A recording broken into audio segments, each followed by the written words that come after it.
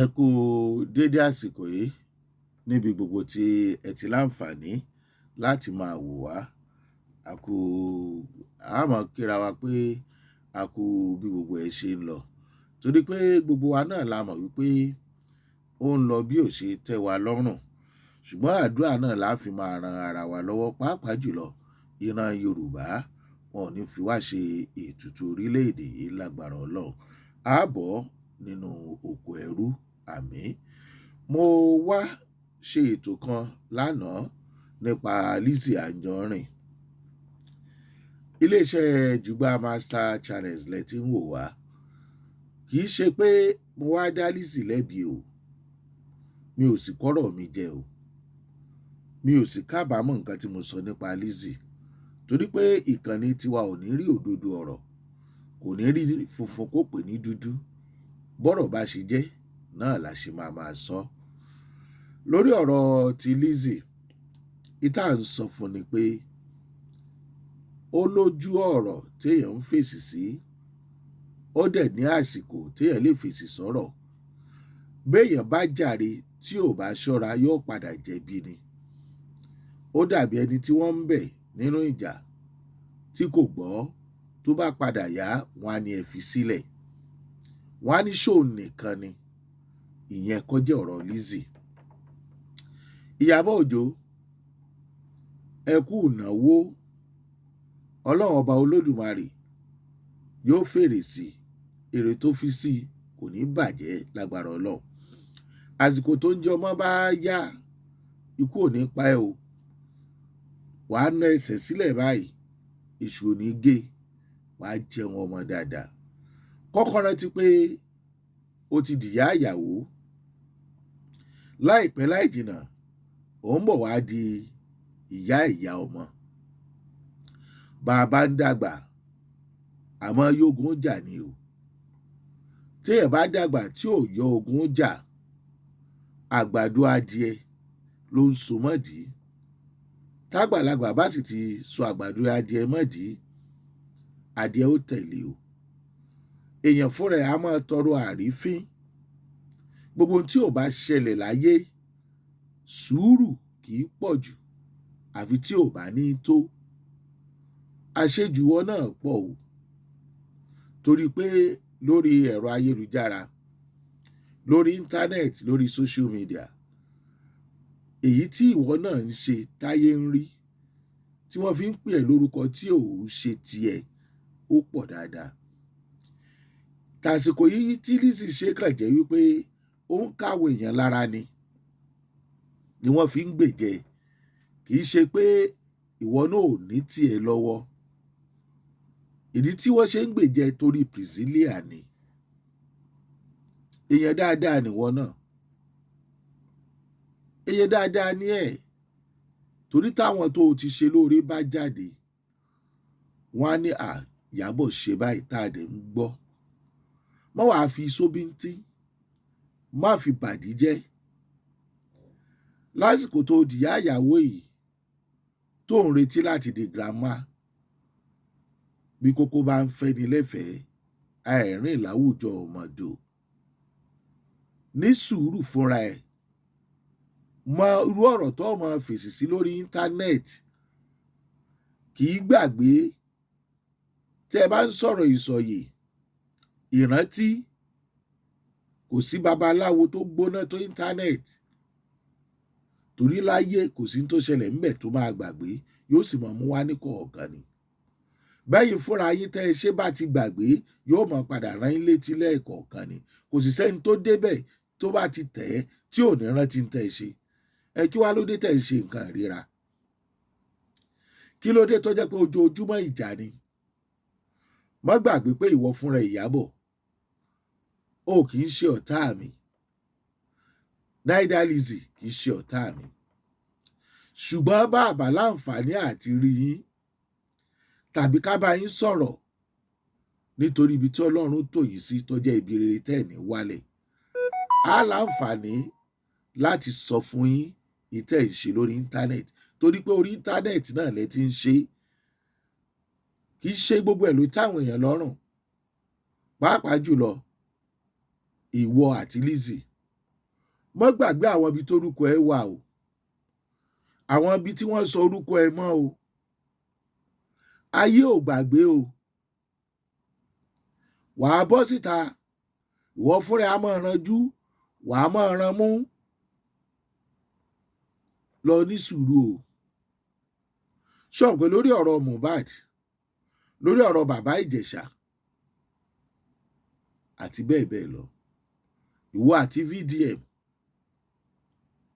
ìwọ àtàwọn òṣèré ẹgbẹ́ obìnrin míì, màá rán wọn náà létí o. Fúnkẹ́ Akíndélé bí àpẹẹrẹ, ó ṣe dáadáa jù nínú àwọn obìnrin àlèpé lọ́dọ̀ mọ́. Ó ṣe dáadáa nínú àwọn obìnrin tó jẹ́ eléré sinimá. Gbogbo tí sì jẹ́ íńtánẹ́ẹ̀tì yàtọ̀ fún iṣẹ́ tó ń ṣe. Tí wọ́n bá dráàgì Fúnkẹ́, ẹ lè mọ́ gbọ́ nǹkan kan lórí ọ̀rọ̀ ẹ̀. Ẹ̀yin náà ti débi pé téèyàn bá dráàgì yín, kó jẹ́ èèyàn ló máa sọ̀rọ̀ fún yín. Irú ta ló máa sọ̀rọ̀ fún yín?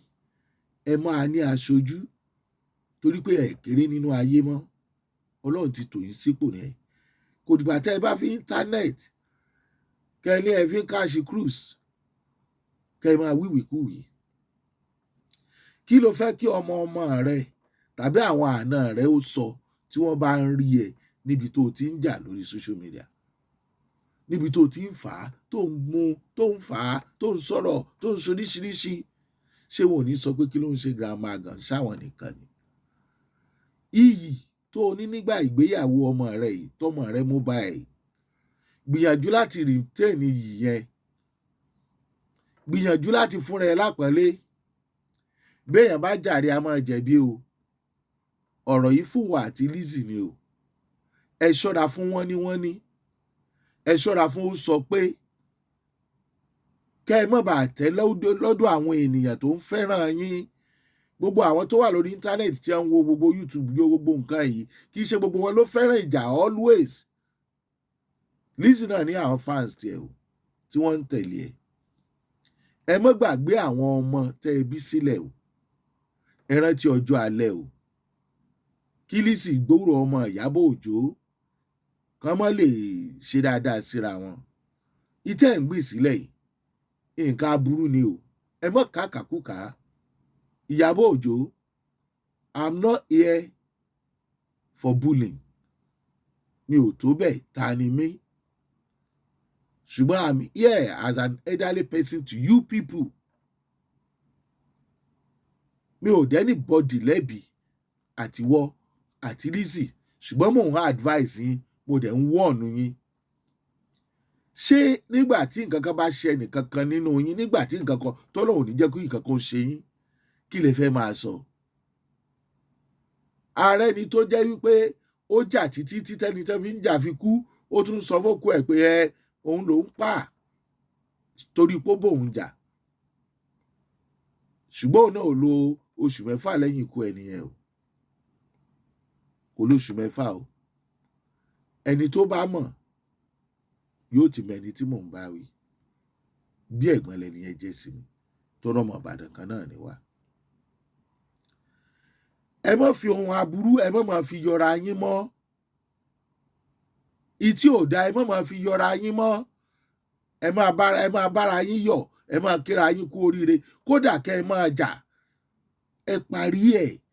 Bóyìnbó ò bá sí social media, ṣé ẹ máa lọ kádà bára yín lé ni?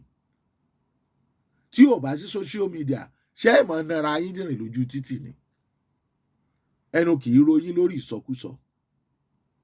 Ẹnu kì í ròyìn lórí ọ̀rọ̀kọ̀rọ̀. Kì í rẹ̀yìn lórí ìjà. Àpẹẹrẹ rere wo ló wà lára yín? Iyabo Òjó, you are now a mother to a wife. Very soon, you will become a grandmother. Lórúkọ Ọlọ́run wá di great grandmother. Bẹ́ẹ̀ ló máa rí fún Lizzy náà àti gbogbo ẹni tó ń retí irú oore báyìí lọ́dọ̀ Ọlọ́run. Ẹ surprise àwa èèyàn, ẹ surprise àwa fan yín. Ẹ ronú, ẹ kúrò lórí ẹ̀.